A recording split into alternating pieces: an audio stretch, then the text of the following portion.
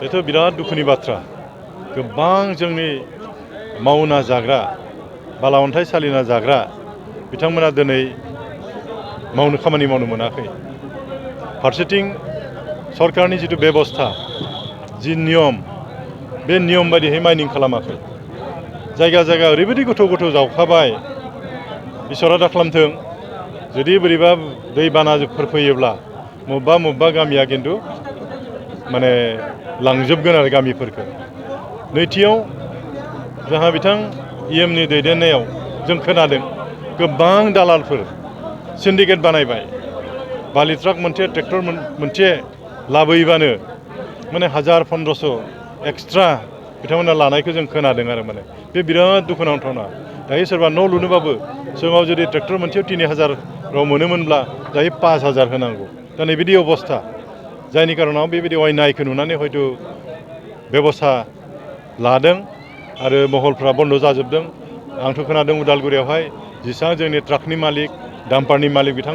बिथांमोनाबो प्रतिबाद खालामदों बेबायदि जुदि टेक्स लायोब्ला बेबायदि गुन्दा टेक्स जुदि लायोब्ला जों बोरै खामानि मावनानै बे जोंनि थाखाय बिराद दुखुनांथावना आरो लाजिथावना आरो माने जोंहा BPF राजनिति हान्जा भैरबकुन्द ब्लक कमिटि बे ब्लक कमिटिहा निजा अफिस गैयामोन जायनि कारणे गोबां समस्याफोर जादोंमोन आरो बेखायनो जोङो सावरायलायनानै मोनसे अफिस नांगौ जानायलाय जों मोनसे दिनै office Bhairabkund block BPF office जों दिनै बेखेवनाय लाबाय जों दिनै औ बे खोथाया नंगौ गोबां दिनै UPPLनि आरो BJPनिफ्राय जोंनि BPF राजनिति हान्जायावहाय जइन जाफैदों बयबो मोनसे फोथायनाया हाबदों जे नैबे खेबावहाय हाग्रामा महिलारि दैदेननायावनो सरकारा दाखासिगोन गुबुन पार्टियाव थानानै लाब गैलिया आरो जिहेतु बर्तमान जि सरकार प्रमद बर' बिथांनि दैदेननाय जि सरकार बे सरकारा जिहेतु रायजो राजानि थाखाय जेबो खामानि मावाखै बिथांमोना फेलें जाबाय बिसायख'थि सिगाङाव बिथांमोना जिफोर बाथ्रा होदोंमोन बे बाथ्राफोरखौ मोनसेबो लाखिनो हायाखै दा बेखायनो रायजो राजाफ्रा बिथांमोननि सायाव फोथायनाय गैला बिसासा गैला आस्थाया गैला जिहेतु हाग्रामा महिलारि बिथाङा गोबाव बोसोर 17 बोसोर बिथाङा सरकार सालायदोंमोन आरो बे 17 बोसोरावहाय BTC ओनसोलाव गोबां जौगानाय खामानिखौ मावनाय जादों गोबां अनुस्थान प्रतिष्ठानखौ लाबोनाय जादोंमोन रायजो राजाफ्रा बेखौ नुखाजोबदों मिथिखाजोबदों बेखायनो प्रमद बर'नि सायाव रायजो राजायाव जेबो फोथायनाय गैला बेखायनो BPF राजनिति हान्जायानो मोजां बिसोर थानायानो साबसिन बिसोरो सरकार दाखागोन जिहेतु जों बिसोर थानाया मोजां ओरैनानै गोबां BJP आरो UPPLनि सोद्रोमाफ्रा जोंनि BPF राजनिति हान्जायाव जइन खालामदों आरो एक नम्बर खोथाया जाबाय जोंहा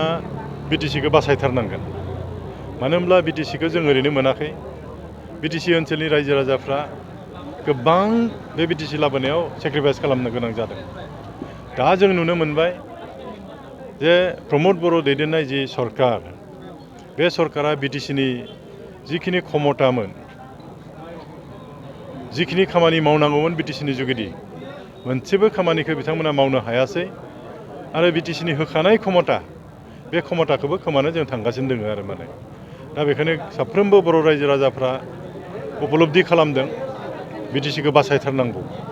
दा नैबे बेलायाव जोङो BPF राजनिति हान्जायाव जोङो सावरायलायबाय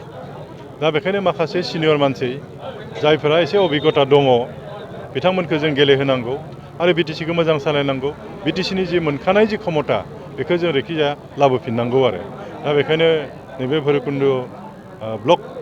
आन्दाराव भैरबकुन्द समस्तियाव आंखौ जिहेतु बुंबाय जे सिनियर मानसि हिसाबै नोंनो गेलेनांगौ आरो आंबो डिसिसन लाबाय BTCनि बासायनायनि सार्थआव आं गेलेगोन होनना बुंबाय आरो दा जिबायदि रायजो राजाफ्रा जिबायदि मदद होदों निस्सय देरहासार जागोन आरो आं जेब्ला 2001 मायथाइयाव उदालगुरि समस्तिनि MLA जादोंमोन बै ओनसोलफ्राव लोंनाय दै होननानै बुङोब्ला माने दैसानि दै लोंना थायोमोन मानसिफोरा भुटान हाजोनिफ्राय दै लाबोनानै फुख्रिबो नङा बे हाखर होननासो बुंनांगोन बेफोराव दै जमा खालामोमोन बे दैखौनो बेसाराफ्रा लोंबाय बायोमोन आं जेब्ला MLA जायो आं गोबां नाजादों आरो बिथांमोनखौ आं खोथा होदोंमोन जे जेरैखि जाया जों लोंनाय दै बेबस्थाखौ खालामथारगोन होननानै आरो बेबायदिनो आंहाबो खाफाला मोजां खननै गाहाम आं लोंनाय दै बिफाननिनो आं मन्थ्रि जाबाय आरो बे मन्थ्रि जानाय हिसाबै गोबां जोंनि ओनसोलाव लोंनाय दै स्किमखौ आं बानायनो हादों। दायो गामि गामि मथा मथि गामि गामि लोंनाय दैया जाजोब्बाय। नाथाय जों नुनो मोनबाय दायो बे UPPL सरकार जानाय लोगो लोगो लोंनाय दैफ्रा गासैबो बन्द जाबाय। जिफोर खामानि मावदोंमोन बेफोरबो गासैबो बन्द जाबाय। मानो होनब्ला कन्ट्रेक्टरफ्रा फैसा मोनाखै, जायनि खारनाव दायो रायजो राजाफ्रा दै मोनलोङाखै आरो माने। बेथ' गासैबो BPF राजनिति हान्जानि दैदेननायाव आरो BPF सरकार थानाय समाव मावजेननाय सेंसन जानाय स्किम। दिनै UPPL सरकारा बुंथों नैबे स्किमखौ जों सेंसन खालामदोंमोन होननानै, बे स्किमखौ जोंसो होदोंमोन होननानै मालाबा बुंनो हानाय नङा बिथांमोना। गासैबो BPF सरकारनि दिनावनो होनाय स्किमफोर बेफोरो।